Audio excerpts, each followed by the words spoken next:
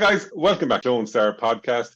I'm your host, Joe Hurley, and joining me this week, Sean Connery, Russian dialect coach, Ed English. Hi, Ed. Hi, Joe. Give me one ping. Oh, dear God. It's neither the time nor the place, Ed, for that kind of talk.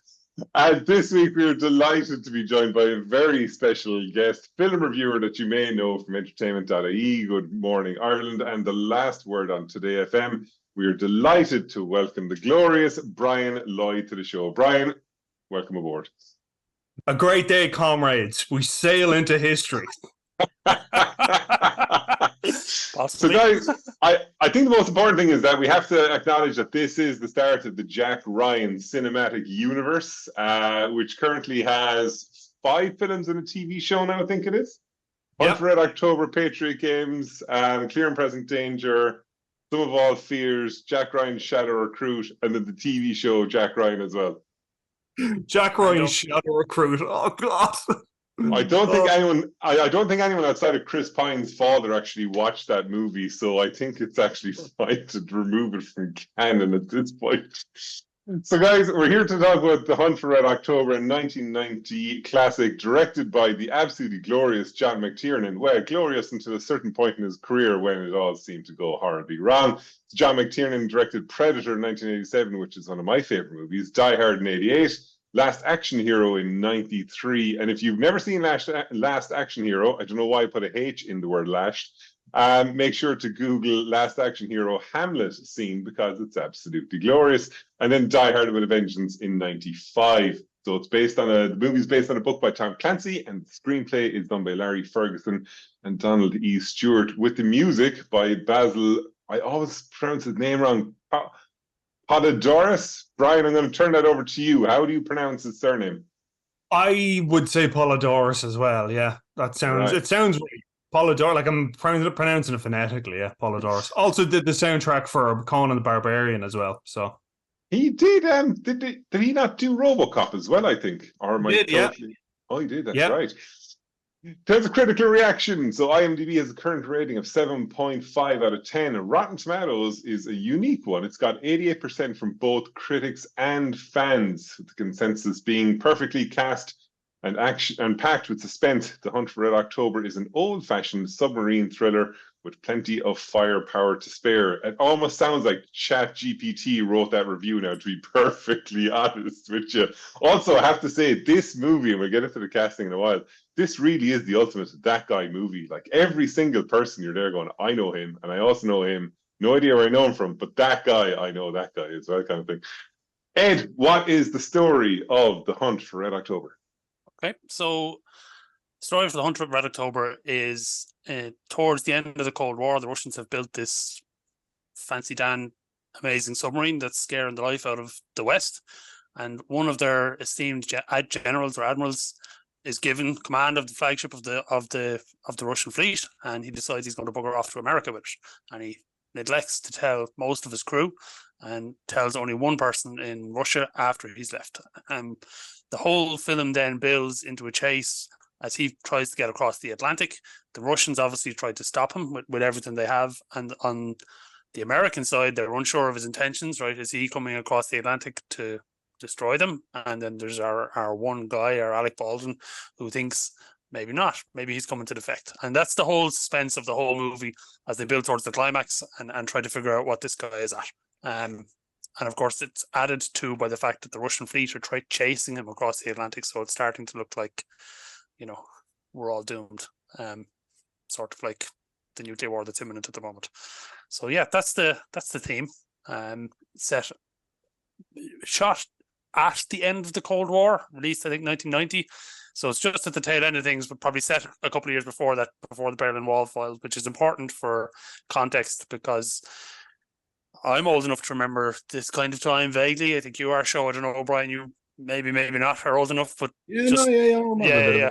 And a lot of our listeners probably don't. A lot of our listeners, 4 out of the 5, don't remember this time. So it's important to understand that as these movies were being made, this Jack Ryan, Tom Clancy world was a real, genuine, palpable fear of nuclear Armageddon at any given time over anything. So it fits right into the zeitgeist of all that stuff going on. That's the theme. And I've rattled on about the context there a little bit, so that's where we are with it. It's set in 84 or 86, isn't it? 84, yeah. That's it, yeah. The book was set in 1984 anyway. That's right, because I think that they were saying that when Sean Connery was offered the script, he turned it down because he thought that the Soviet Union was no longer a naval superpower, but he missed the first page where it said this movie is actually made. You know why he missed it? Because they didn't fax it to him. They faxed him the script, but not the blurb that goes over the front. And that'll tell you how old this movie is, because again, most of our listeners don't know what a fax is. Did you watch the behind the scenes featurette? Because I feel like you're just cogging all of this and that. Don't get me wrong, I watched it as well. It's really good. It is actually not bad.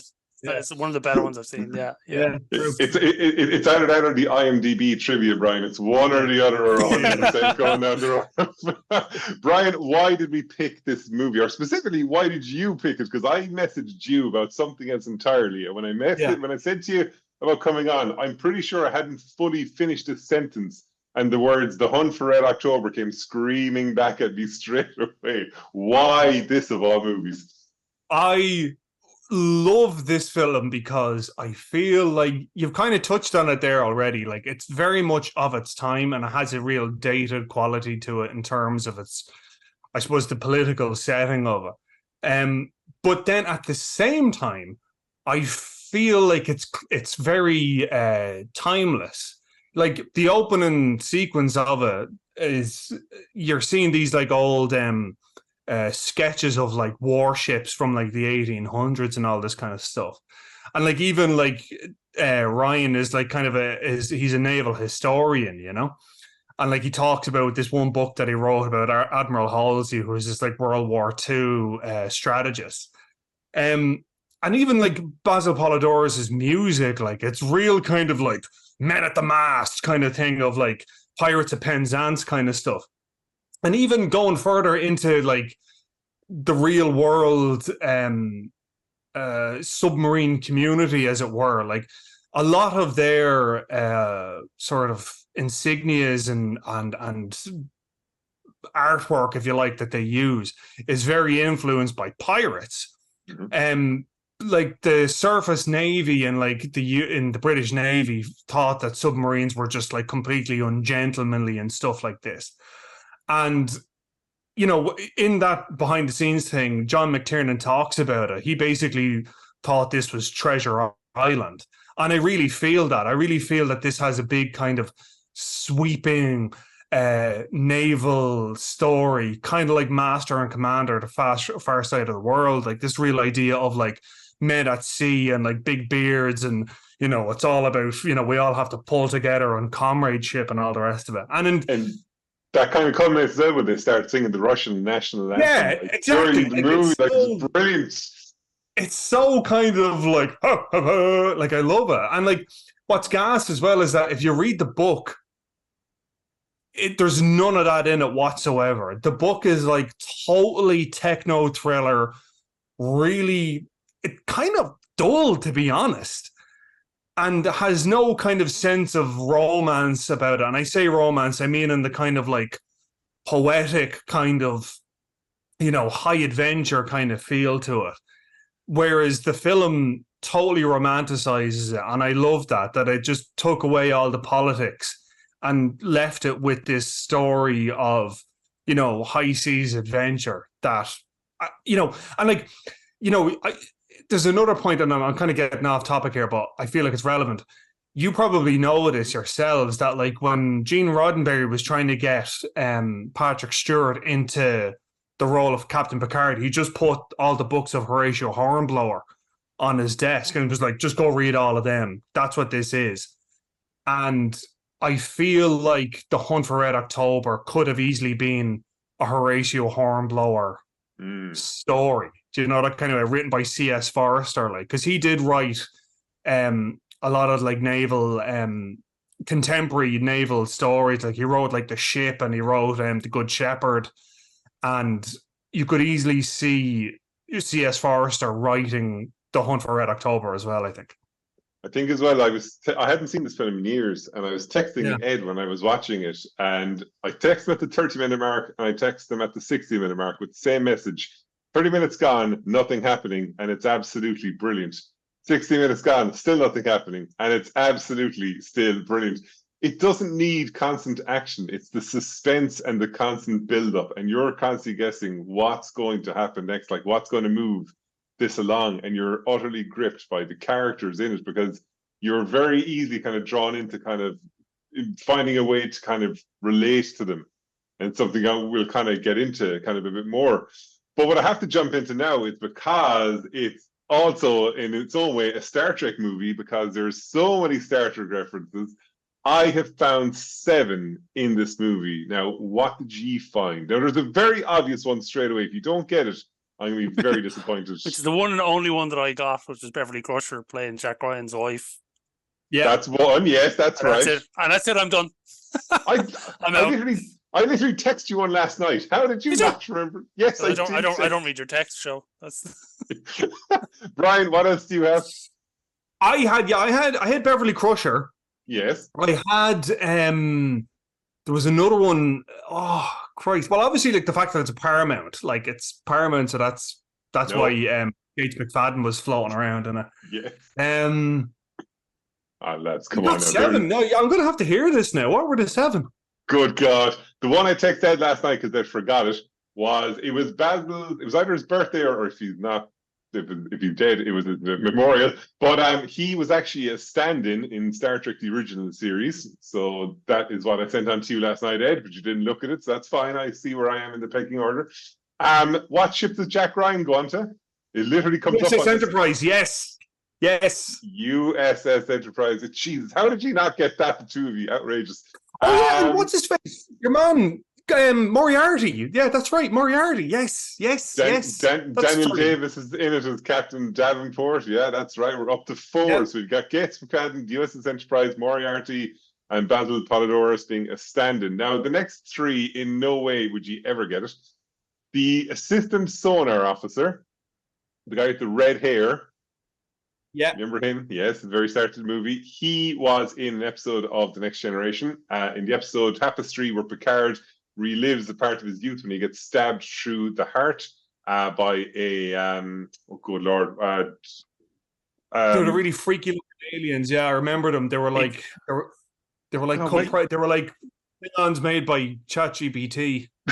He looks like a guy who beams down to a planet with characters whose names you know and instantly gets killed. That's the old red shirt kind of thing. Nausicaan, that's it. Nausicaan. But in that, one of Picard's friends, basically the guy who eventually he causes the fight, is played by a guy called Ned Vaughn, who was this assistant sonar officer. When they go in the little sub down to the Red October itself, the guy who's kind of talking to him, his name is Timothy Carhart. He's in Redemption. Yes, he was the captain that Data got in a fight with. Yes, that's right. Yes. Yeah, that's him, Hobson. What a complete dick. And the last one. Now, you're never going to get this one. When Ramius is kind of explaining the plot to his whole crew, one of the guys on his left, kind of a thin guy, talks back to him a bit. And he was in Star Trek Generations. No. The one before Star Trek 6. Yes. And he was Undiscovered Country. He was like one of the. He was not the Excelsior. He was on the Excelsior, and he was in the episode from Voyager years later as well when they picked that up as well. So there we go. Now there's your Star Trek references. See, now you did get it a lot faster than you thought. Ed, you messaged me specifically, and you said I have to give out about the sonar in this movie. Why are you an issue with the sonar? I refuse to let you turn this into a Star Trek podcast.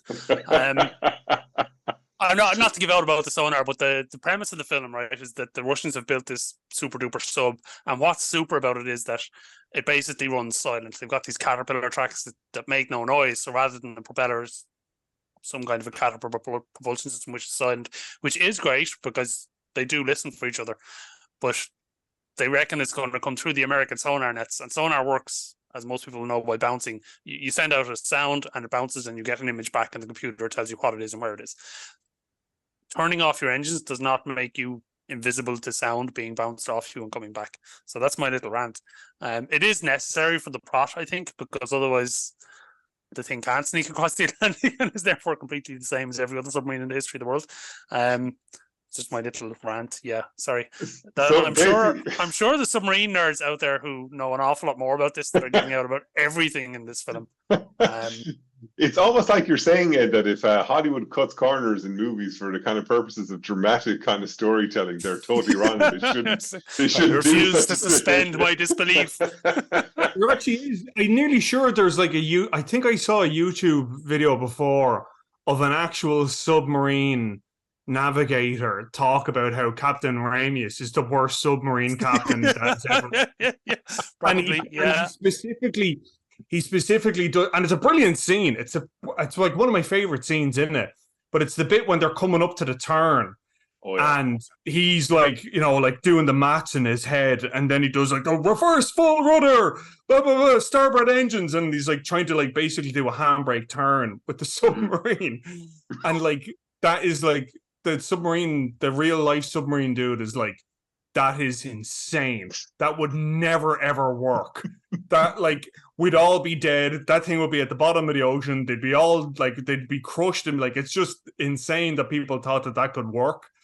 But again, like there's enough. I feel like to your point, Ed, about the how sonar doesn't work. I feel like it's that thing of like, it's kind of like that It's Always Sunny in Philadelphia thing. Like, I don't know enough about this to argue the point. It sounds like they know what they're talking about, so I'm going to choose to believe that this is scientifically accurate. Yeah, it's techno-babbly enough, right? Exactly, yeah. It's kind of like when they talk about, like, reversing the polarity shield of the photon emitter, and you're like, oh, yeah, obviously.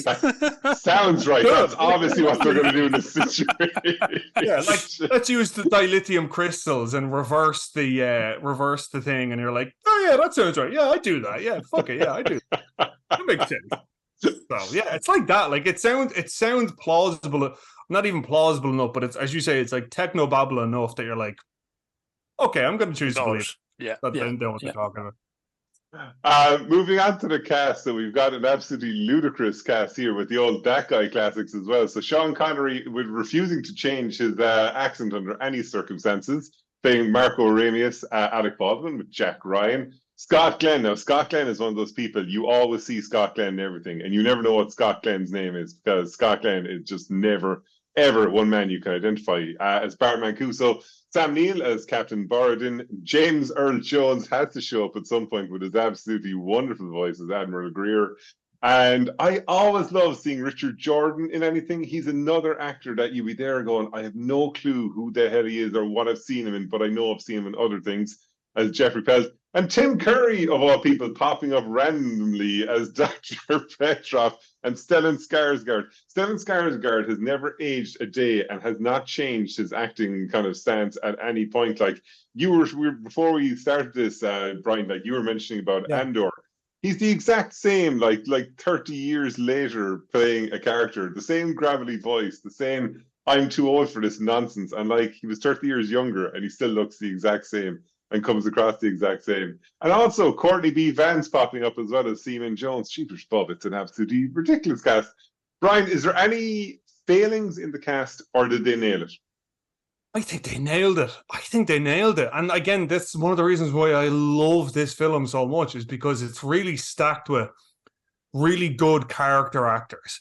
You know, that kind of way that, like, with the exception of Sean Connery, obviously, like even Alec Baldwin, you know, I feel like he kind of, you're not seeing Alec Baldwin, you're seeing this kind of slightly dorky kind of guy who's thrown into the middle of it. Like even Sean Connery, when he's kind of playing, you know, like the kind of the Russian sort of strategist or whatever, he's still pretty far away from anything you would have seen him in before, I think, you know, that kind of way. Like, as you look at something like, I don't know, Entrapment or Finding Forrester or any of the stuff he did in the 90s, like he is kind of playing certain versions of himself, like a kind of bit of a slick kind of, you know, character, you know, that kind of way. Whereas in this, he's so sort of single-minded of purpose.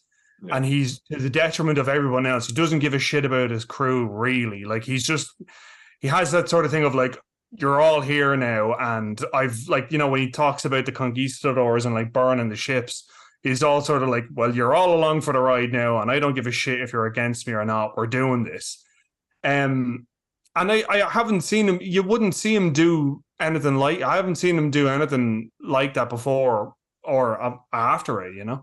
I think speaks to his not diversity, but his ability to switch. Like, so immediately before this, he was Indiana Jones's dad, this kind of nerdy professor guy, and then he moves to this grizzled old war veteran, and then, you know, a couple of years later, he's escaping from Alcatraz. He's got this huge arc of ability. So people think Sean Connery, they think James Bond and The Rock, and maybe In the Name of the Rose.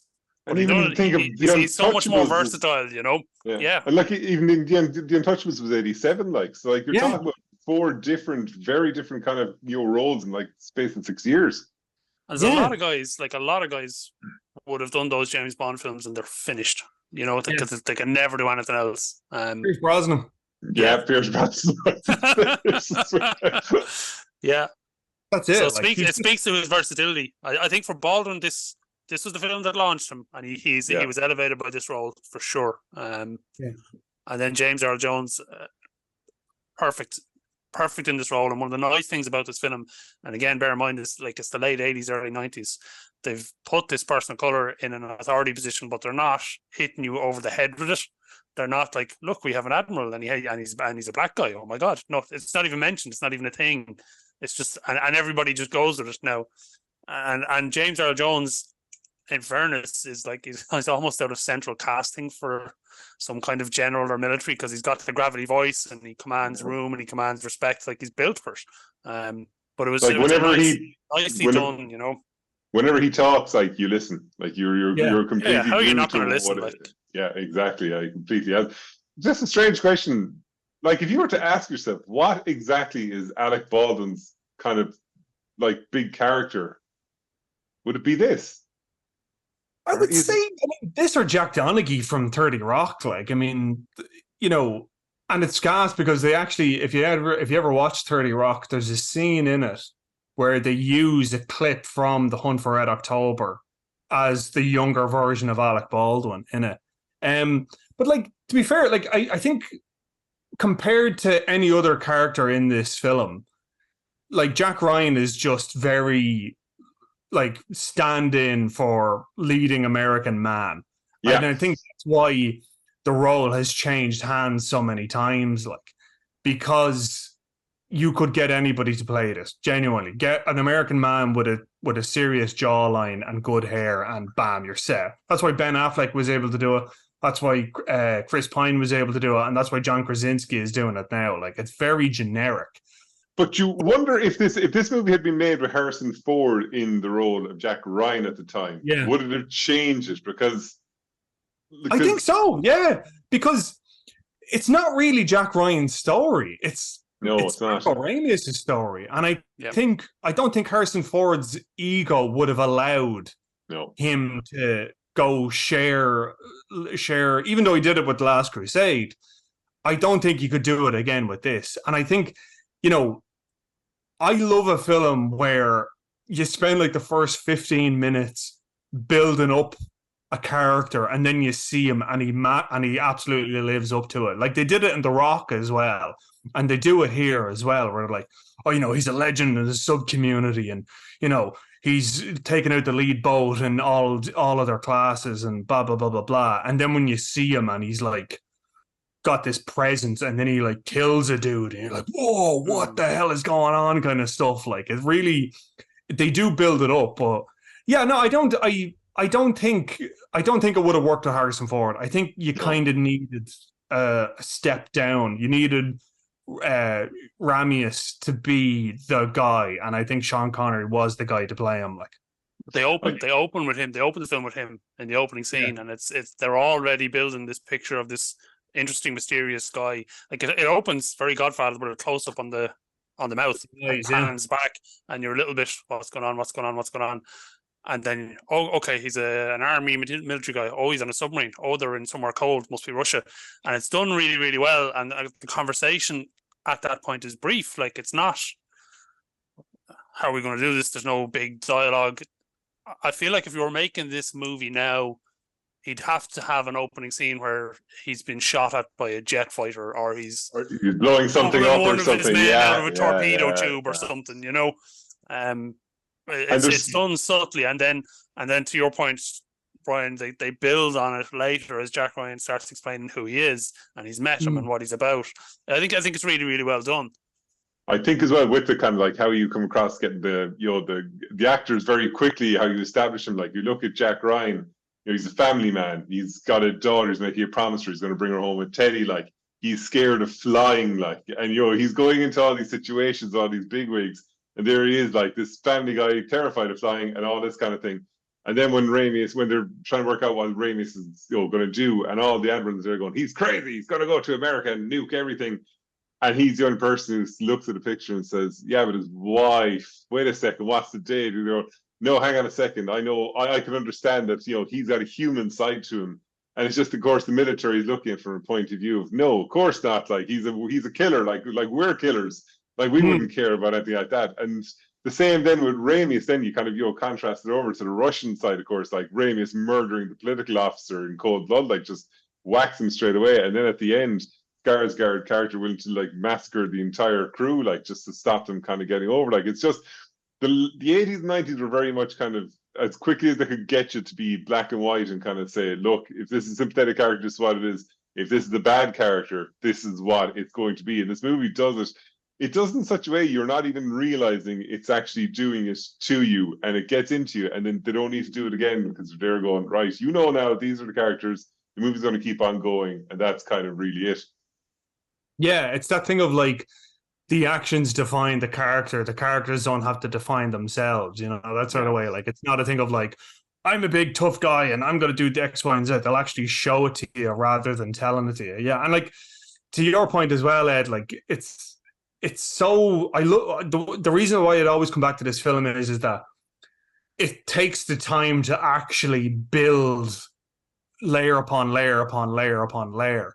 And it's not just like throwing everything at the wall and throwing everything at you in the first 10 minutes. Like you're actually building an arc to it. Like, but yeah, and no, like, it's like when you think of it as well, the midpoint kind of action sequences, as we discussed, is just them going through the trench. Like it's simple. It's there's no need for, as you said, Ed, if this movie was made today, it'd be some form of ridiculously over-the-top action sequence. Instead, with this, the entire thing that you're like hanging on is Sean Connery doing the maths in his own head and basically doing a handbrake turn at the last second. That's the extent of it. And it's so simple, but it's so effective because you're there going, what the hell is he going to do? Like, now, obviously, from a point of view of actual physics and reality, it probably wouldn't have worked, but who cares? It's absolutely glorious.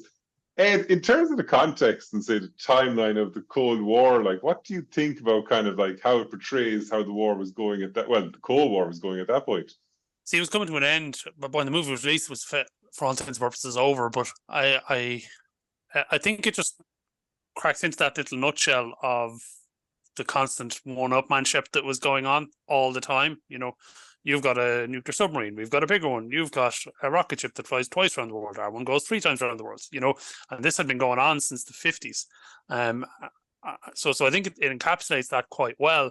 And I think it encapsulates the politics of both sides as well. So we keep flashing back to things like there's conversations between the Russian ambassador and the US guy in his office, things like that. And then on the other side, you're seeing the Kremlin, which is quite secretive, and you see the guy sit at the desk and he opens the letter from Ramius, but you're not told what's in it, right? So it's not explained to you what's going on, and it's now look, we're getting the Western American perspective here in this film. It's Western written, Western directed, all that stuff, but we're getting that portrayal of not knowing what's going on behind the Iron Curtain, which is generating the fear, which is generating the anxiousness amongst the American generals, and is the thing that's going to tip us all over the edge and we're toast. I think it's good. I think it's, I don't know, do we have this tension in the world anymore in the same way.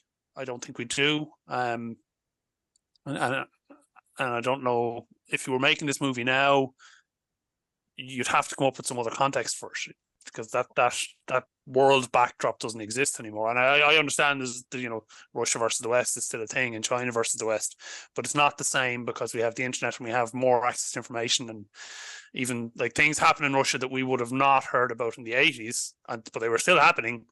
But they happen today, and they're on the 6 o'clock news because somebody's there with a smartphone. I like the fact that in this as well, like one of the turning points of the movie is like Mancuso's going to destroy the sub, like, because he's right behind it. And the only way for Jack Ryan to convince him is, has he done any crazy Ivans? And he basically says if he takes a turn to starboard, like, and what's great then is it turns out, and it says in the movie, like, he took a bloody risk, like it was basically 50-50 chance. And I love it. There was no big speech or something like that. It was basically, I could be right and I could be wrong. And just by sheer dumb luck, I'm right. And what's great is at that point still, they haven't fully resolved it. They still don't know what's actually going on. You're still left with this healthy dose of, say, mystery at this point. Yeah, it does take a while to get there, doesn't it? It's very interesting as well. Like, I love the scene when Ramius's letter is delivered. Like, it's just this one shot of this guy walking through these offices, and he's just like waving people away. He's like, yeah, waving away, yeah.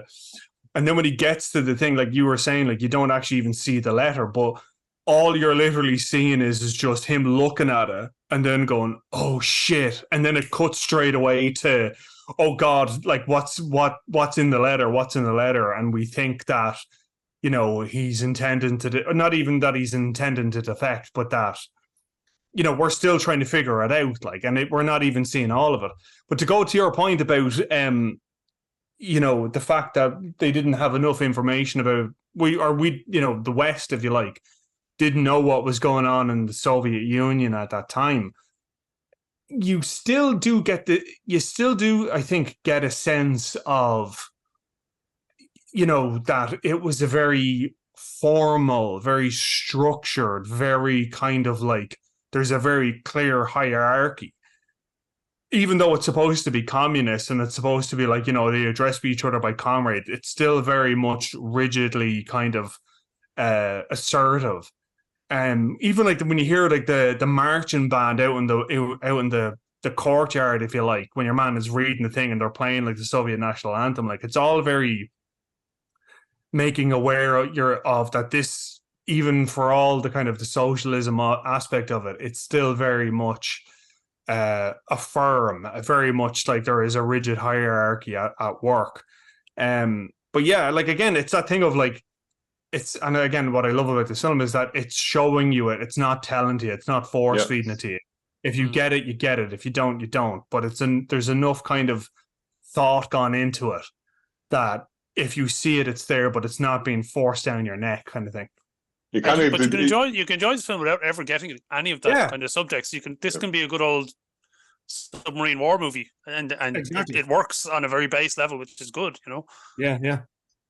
Brian, the soundtrack is done by our good friend Basil Polidoris. You mentioned some of it at the start. Like, it's actually, you guessed the opening theme to this is actually on my Spotify playlist because it is just glorious. Like, it slowly builds up, and as you said, it kind of explodes into a jaunty kind of, or on the sea kind of march throughout. Like, how does the rest of the soundtrack kind of stack up to it?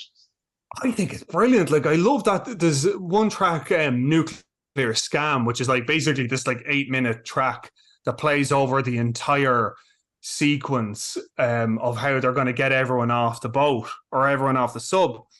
And like one half of it is this kind of like real sort of percussive kind of like techno thriller, and then it like halfway through it just cuts to this big sweeping orchestral men at sea kind of stuff. And when you watch it in the film, you can see it. It's because when they're on the rescue boats, it's this brilliant moment where this like the boat comes up on this crest of a wave as these lads are rowing it, like, and it gets that real, again, that thing I was talking about, the real romance and the epicness of it, like. But yeah, I think like if you listen to the RoboCop soundtrack, it's kind of a similar vibe as well. That There's our little moments of synthesizers. There are moments of percussive kind of beats to it. But then you have this real old school sweeping orchestral thing. And they do that in this as well. One thing I will say is I thought it was a bit crap that they didn't include the lads singing the Soviet national anthem on the soundtrack. Oh yes, yeah.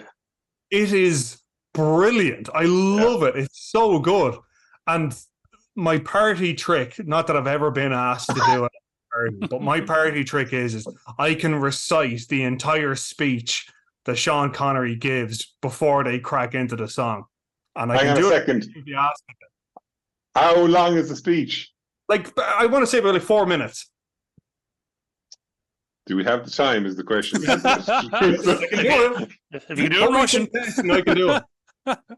Okay, what I'll do is I'll give you a minute. You've got 1 minute to do some of the speech. Hang on, I'm going to just get a stopwatch Get timer it timer going, yeah.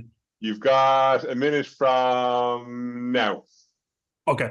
Comrades, this is the captain. It is an honor to speak to you on the voyage of our motherland's most recent achievement. And once more, we play our dangerous game, a game of chess with our old adversaries, the American Navy. For 40 years, your fathers and your fathers before you have played this game and played it well. But today, the game is different. We have the advantage. It reminds me of the heady days of Sputnik and Yuri Gagarin, when the world would tremble at the sound of our rockets. Well, they will tremble again at the sound of our silence. The order is, engage the Caterpillar drive. And then, like, they do the... Comrades, our own fleet doesn't our own potential. But they will do everything to test us. But they will only test their own embarrassment. And when we have... And then when we have finished... No, wait, I've gone wrong now. It's falling apart. It's falling apart. Because I know then it gets to the bit where he talks about Cuba, and he goes, we will test our own embarrassment. And let me get back into it. We will sail past their sonar nets, past their radars, and lay off their largest cities, while we can and listen to their rock and roll, while we conduct missile drills. And when we are finished, we will sail to Havana, where the sun is warm and so is the comradeship. And then they go, woo! And then it goes, a great day, comrades. We sail into history. And then it's, Soyuz Hiroshima is published by That's brilliant. I fucking love it. I love it. So Airbeard Grey, Brian, and you're in the movie. Oh, yeah.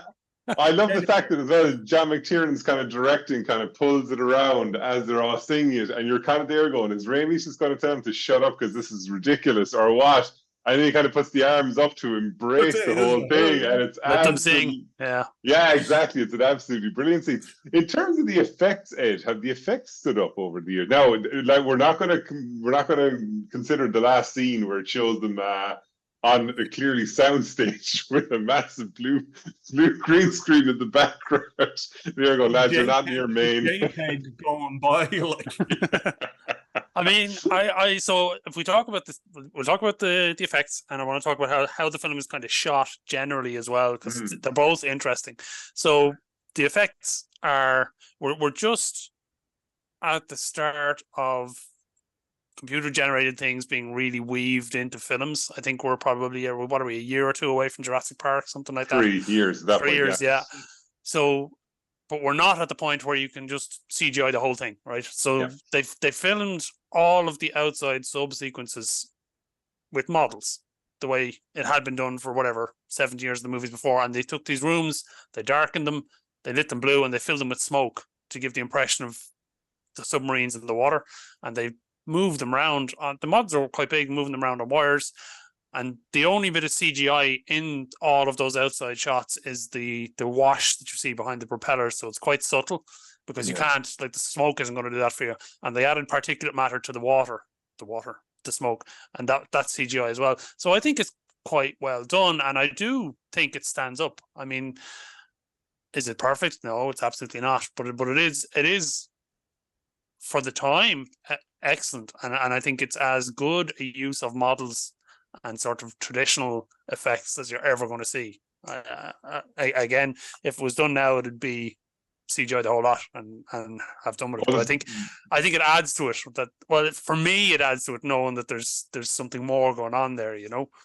I think like what you're saying is if it was made today, you have submarines moving around like fighter jets, like zooming around the water, kind of, you know, yeah. And you see the wonder of it in certain places, like when say the American ship is right behind the Red October. And it's just the way, like this, you know, it's so practical in terms of the use of models, but you can be convinced you're actually looking at two full-length size submarines, like staring back. And that's quite difficult to do, to get them to move together in sequence and have it, you know, not look like they're the size of a radio controlled car. It is well done, and the film generally is shot quite well. So one of them, I forget which one of them, it actually was shot inside what was left over of some kind of like 1950s submarine, and that's very difficult to do because the space is so confined. And if you've ever been anywhere near the set of anything that's been filmed, the amount of crap basically that's required to shoot a 30-second Visa commercial, never mind a full-length film, is unbelievable. And to do that within the confines of a submarine or a soundstage that's built accurately to the scale of a submarine is amazing. And they did parts of it by building this entire soundstage and putting it up and again, but it moves 45 degrees in any direction. So when you see the guys, you know, the submarine dies and they all lean back, that's because the thing is tilting up and they're all leaning back. It's not that they've just turned the camera, you know. It's really, really well done in that respect.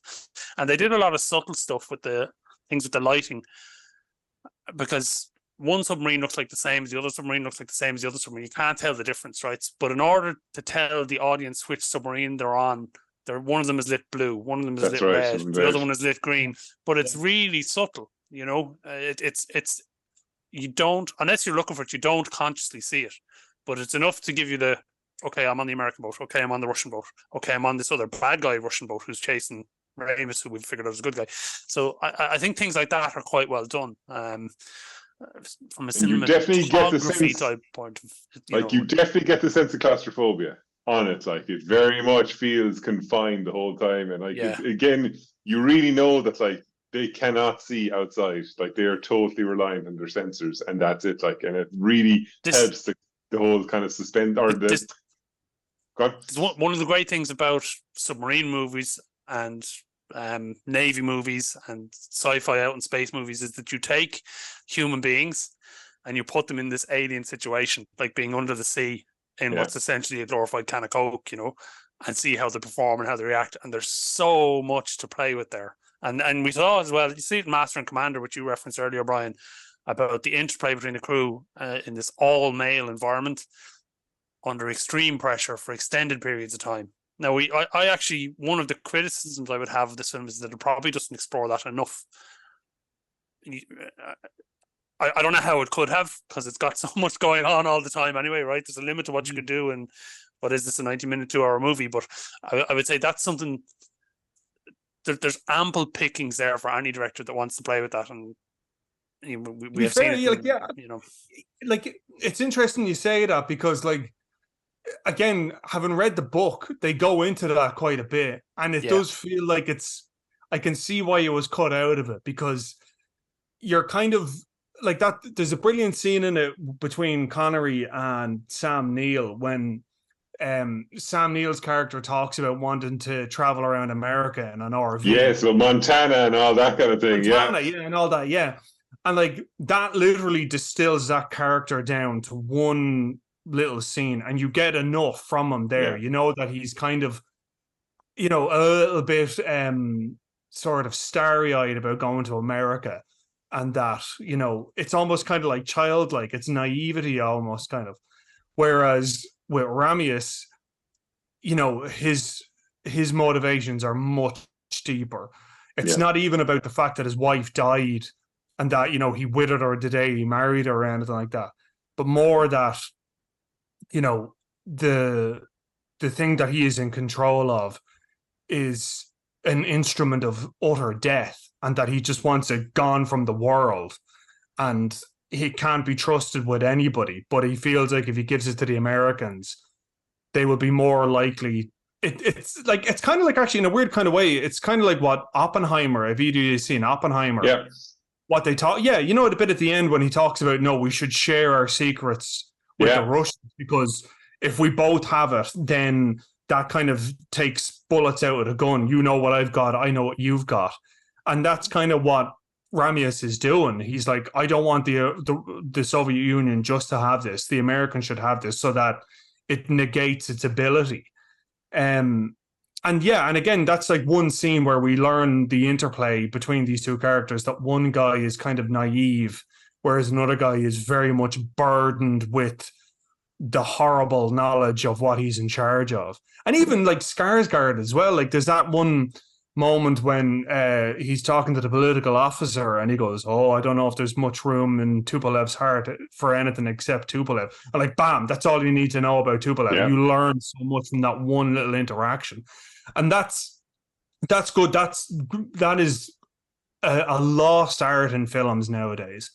The idea of one sentence or one scene will tell you everything you need to know. You don't need to know this character's childhood. You don't need to know this character's mother died in a car crash. Unless it's relevant to the character, you don't need to know that.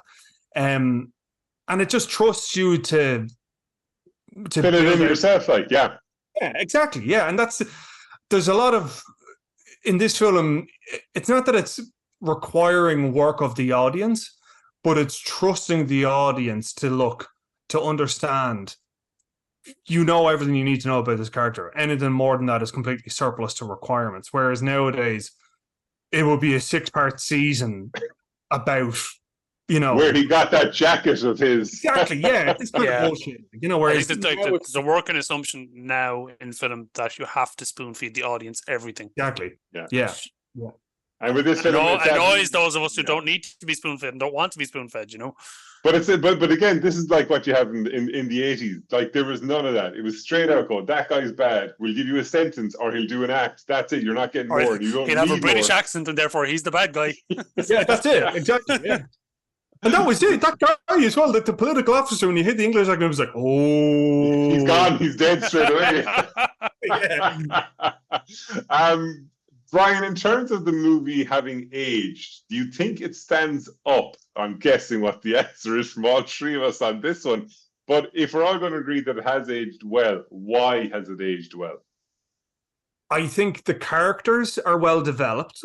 I think that the action and the suspense is so well constructed. It's so clearly made with craftsmanship at the forefront. The music, like everything, like, I mean, like what I was saying at the start, like, yes, the politics of it has aged like milk, but everything else in it is aging like a fine wine. Even when you were talking about Ed, about like the special effects, like, you're absolutely right. That like the bit when the Dallas cuts behind and gets the torpedo and jumps, like, that's so well done.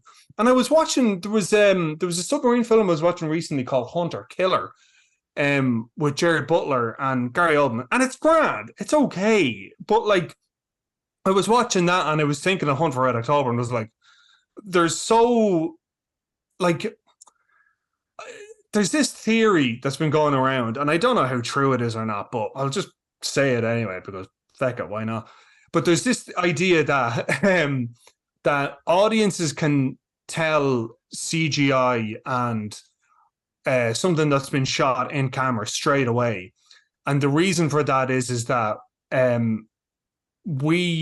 brain can automatically, without even thinking, can automatically look at a computer generated image and associate it with fakery, whereas if it's done with models or if it's done in camera, we have a harder time trying to figure out whether it's real or not.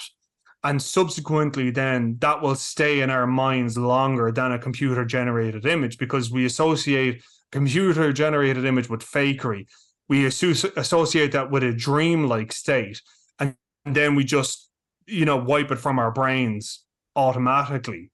Whereas when it's in camera and it's done with real practical effects, we know that someone's doing it. The physics of it look correct, even if it is just with models. The physics of it look correct, and then that stays in our brain longer. I think I think there is something to that. And it sounds right. Yeah. If you go to the Technobabble sounds right. If you go to the most recent Top Gun movie where they stuck the actors in the planes and fired them around the place, you absolutely could have done that in a studio with some kind of contraption to move them. But it looks so much better. I think as well, though, with the use of models, because of the fact that there's a limitation automatically placed on the filmmakers, because say, models can only move so much, you kind of have to be creative in terms of how you build attention. Yeah. Sean and myself on the podcast, we spoke about Star Trek 3, and I said to him, when you actually think of it, I said, the biggest moment in the movie is when they steal the Enterprise. I said, but when you actually break it down, I said, the whole scene is a ship reversing. That's it. Yeah. I said, but you've got everything built out and around it. I said, but the image stays with you because the music is so tense and it's constantly building you up because will the space doors open and all that? I said, I've watched it a million times, and every single time I'm hoping to God the door will actually open. It's because, like if it was filmed nowadays, Enterprise would swing around and load the doors open. In this, it isn't, because it's a handmade bloody model that they're building the suspense with. Like the same with this, like, because you can't, you have to be very smart about how you use it, and when you use your model work, you have to kind of build suspense around it, which is why this movie works so well. But you're right, like it forces directors and cinematographers to be creative. Yeah. Whereas you can just farm it out now to a lab in Japan or India or somewhere, and they'll come back with it. There's a scene in Alien where you see the facehugger thing pulsating inside the egg, and that's James Cameron's hands in a pair of rubber gloves doing that, and it's appropriately lit and it's obscured, but it looks the business. But that's what they had the budget for, and it was the late 70s, early 80s, so there was no other way to do it, but it looks amazing, And that even goes to like the Jaws argument, that kind of way that like, they had this like big mechanical shark built and it didn't work, but Spielberg's thing was like, okay, I've got to work around this, so I'm going to use it sparingly and let the audience kind of fill in the blanks. Yeah, and that thing of all horror directors do it, where your mind is going to go 90 and it's going to imagine something much more horrible, when in reality it's just like some guy pulling a piano wire and the thing moving across the wall, like, or like as you were saying in Aliens, like with the hand and the thing, like, it's that thing of, just because you, again, I know we're talking about Jurassic Park, but it's that thing, just because you can make it doesn't mean you should make it, that kind of way. Like the bit in this when Dallas cuts in and then takes does the emergency blow, like you're literally just seeing like the front of the submarine rising up, and then it cuts to the actual submarine coming out of the sea, and the music and all of that. Like, I mean, you're looking at like a model shot, one shot of Courtney B. Vance looking up at something, and then boom. And it's that idea of like the natural progression to the big climax, and it's brilliant, so clever. Like, so guys, the final question for you both, even though I know the answer is Ed. First off, to you, would you recommend this movie? Absolutely, I would recommend this movie. It goes into my category of movies that I can watch anytime and enjoy it. I'll never put it on and I'll never be thick a bastard and go, I'm not watching that. Never going to happen. It's not in my like top 5 super films all time must see, but it's a really, really good movie. It's enjoyable. It works on several levels. I think the acting is really, really good. There are little spots where I'd say people are overacting. Baldwin, I'm looking at you and his PowerPoint slide, which is a little bit like, but I'm nitpicking, I would highly recommend this film. I think it is a little bit of its time, but it has stood up extraordinarily well. I don't know why you wouldn't want to watch this film. And Brian, final word to you. Since you're the guest, you picked this. Give us your final rundown of why The Hunt for Red October is absolutely great.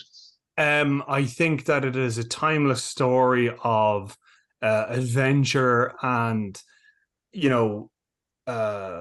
people putting their differences aside to achieve a goal.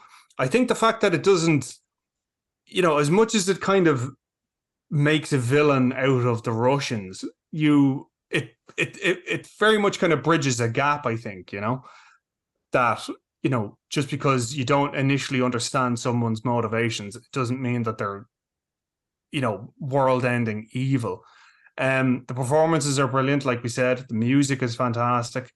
And I think, these kind of like, I don't want to say mature in the meaning of explicit, but sort of like, you need to be a bit kind of grown up to kind of appreciate this film. Like, it's kind of that thing of like an Alien that, like, all the characters in it were over 30. They had lived a life and all the rest. And it's the same in this as well. All the characters are of a mature age, that there are stakes involved. And I think it's very, very well written. We didn't talk about John Milius, by the way. We didn't even get a mention of John Milius, the fact that he rewrote all the Russian parts of the film. Like, that's right, we've completely left it out. We'll have to do that for part 2 of our discussion. We'll do that for part 2, But I think it absolutely stands up. I think it's so well constructed. It's so well made. It's really a craftsmanship of a film. I love it. Guys, thank you so much. Ed, thanks again for coming on. Brian, thank you so much for joining us on the podcast. I've been your host, Joe Hurley. So guys, thank you very much for watching and listening, and we will catch you again next week. Thanks very much, guys. Thanks, guys. Cheers. Das Vidania.